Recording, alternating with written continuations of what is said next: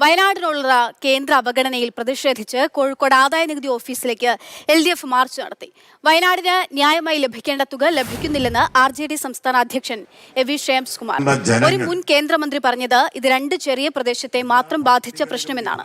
അദ്ദേഹത്തിന്റെ ആഗ്രഹം വയനാട് മുഴുവൻ നശിക്കണമെന്നായിരുന്നുവെന്നും എം വി ശ്രേംസ്കുമാർ ചോദിച്ചു. നൽകാൻ തയ്യാറാവുന്നില്ല. മറ്റുള്ള സംസ്ഥാനങ്ങൾക്ക് പെട്ടെന്ന് തന്നെ തുക അനുവദിച്ചു. ഇവിടെ പറയുന്നത് ഡിസാസ്റ്റർ റിലീഫ് ഫണ്ടിൽ നിന്ന് തുക ചെലവഴിക്കണം എന്നുള്ളതാണ്. അതെല്ലാ വർഷവും എല്ലാ സംസ്ഥാനങ്ങൾക്കും അവിടെ നടക്കുന്ന പ്രകൃതി ദുരന്ത നിവാരണത്തിന് വേണ്ടി നൽകുന്ന തുകയാണ്. പ്രത്യേക ദുരന്തത്തിന് വേണ്ടി നൽകുന്ന തുകയല്ല.